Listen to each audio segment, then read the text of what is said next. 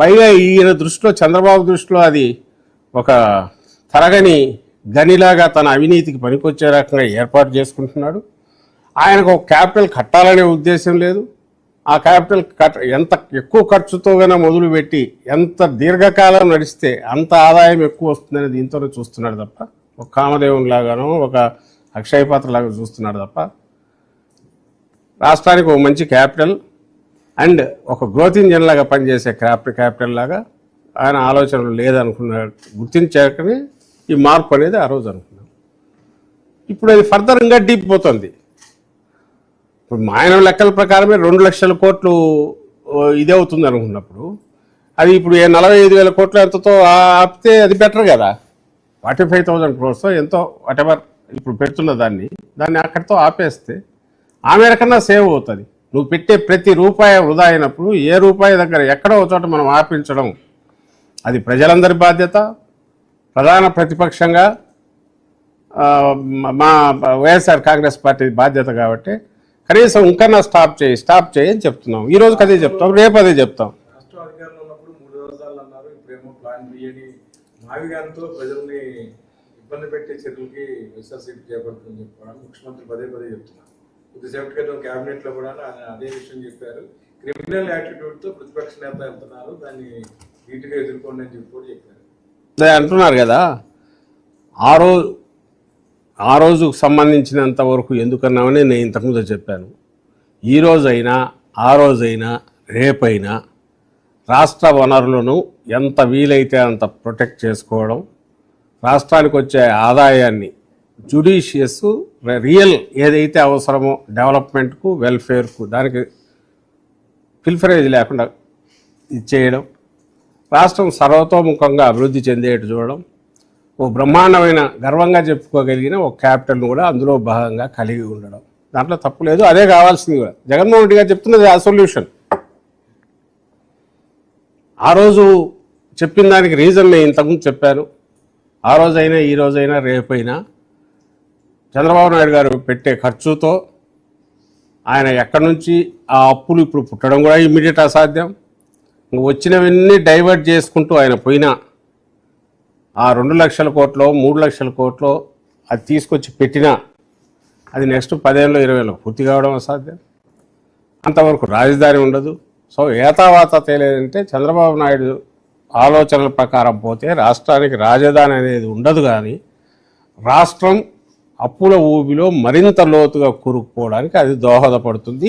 చంద్రబాబు నాయుడు గారు కానీ ఆయన కోటరీ కానీ వ్యక్తిగతంగా ఇంకా కుబేరులు కావడానికి తోడ్పడవచ్చు. That's different issue. అందువల్లనే జగన్మోహన్ రెడ్డి గారు ఇది వద్దు, అక్కడ వైజాగ్ అన్నది ఆ రోజు అన్నది. వైజాగ్ మళ్ళీ చెప్తున్నాం. వైజాగ్ అనేది ఆ రోజు అన్నారు, ఈరోజు కూడా అనొచ్చు. ఎందుకు అనట్లేదంటే ఆ రోజు అన్నాము.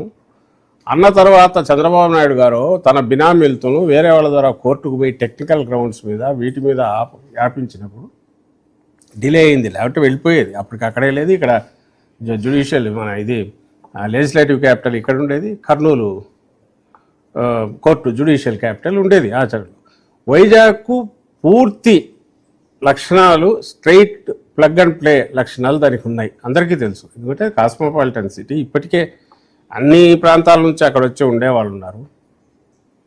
అండ్ దాంతోపాటు వనరులు అన్నీ కావాల్సినవన్నీ రెడీగా ఉన్నాయి. ఏ రకంగా చూసినా షిప్ హార్బర్ పోర్ట్లు ఉన్నాయి. ఎకనామిక్ గ్రోత్ ఇంజన్గా ఉంది. డెవలప్మెంట్గా ఆల్మోస్ట్ ఇప్పటికే సెకండ్ లెవెల్ ఆఫ్ ఇండియాలో స్టేట్ క్యాపిటల్స్ లేదా బాంబే లాంటి వాటిని పోలిస్తే సెకండ్ లెవెల్ ఆఫ్ సిటీస్లో ఆల్రెడీ ఉంది. ఇంటర్నేషనల్గా నోన్ నేమ్ అన్ని రకాలుగా. ఖచ్చితంగా దానికి ఇమ్మీడియట్గా ఎక్కడికో వెళ్ళిపోతుంది. ఒక 10-15 years ముందుకు వెళ్ళినట్టు అవుతుంది. సహజంగానే ఎగ్జిక్యూటివ్ సీట్ ఆడు ఉంటే, సీట్ ఆఫ్ ది గవర్నమెంట్ అక్కడ ఉంటే పోతుంది. కాబట్టి ఆ రోజు చెప్పారు. ఈ రోజుకు అది బెస్ట్ ఆప్షనే అవుతుంది.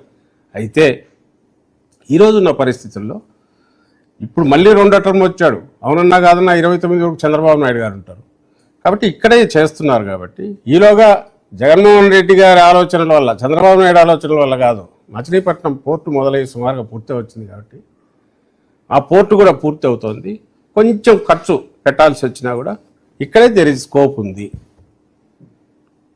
ఇది జగన్మోహన్ రెడ్డి గారి ఆలోచన. ఇందులో నాకు తప్పు ఇది ఇది ఎవరికైనా ప్రాక్టికల్ అనిపిస్తుందా? అది ప్రాక్టికల్ అనిపిస్తుందా? ఆలోచించే వాళ్ళకి, ప్రజలకు. చంద్రబాబు నాయుడు గారు ప్రూవ్ చేసుకుంటున్నారు.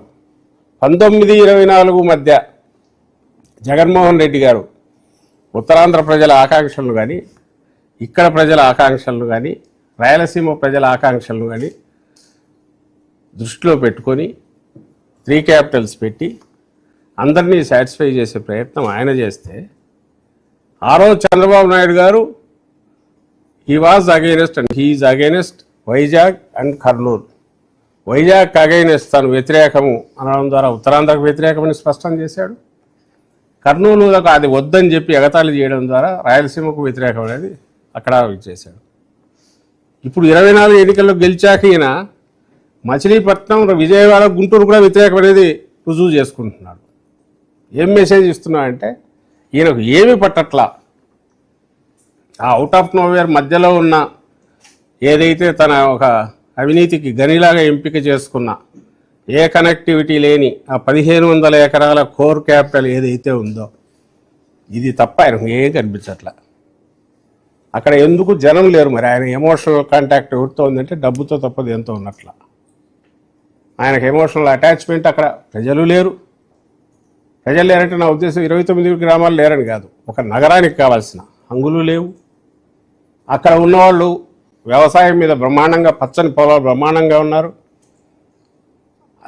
ఆంధ్రప్రదేశ్కు దాని ఏమంటాం ధాన్యాగారంలాగా ఉన్న బెల్ట్, గ్రీన్ బెల్ట్లో బ్రహ్మాండమైన దీంట్లో రైతులు ఉన్న వాళ్ళది అది లాగేసి వాళ్ళని ఈరోజు గాలిలో త్రిశంకు స్వర్గంలో పడేసి గాలిలో పడేసి అక్కడ ఈ భావోద్వేగాలు క్రియేట్ చేసిన కృత్రిమ భావోద్వేగాలను స్టేట్ అంతా వ్యాపింపజేసి అసలు అమరావతి అంటారా అని ఎవడైనా ఆశ్చర్యపోయేటట్టుగా రుద్ది రుద్ది రుద్ది తలంలో రుద్ది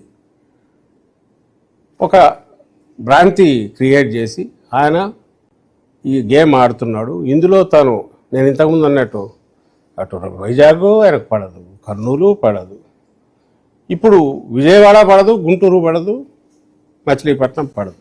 ఏవి ఆయనకు పడవనేది ఆయన ప్రూవ్ చేసుకుంటారు.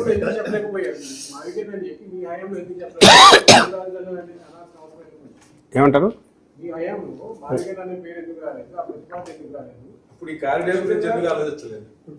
ఏదే మా హయాంలోనా?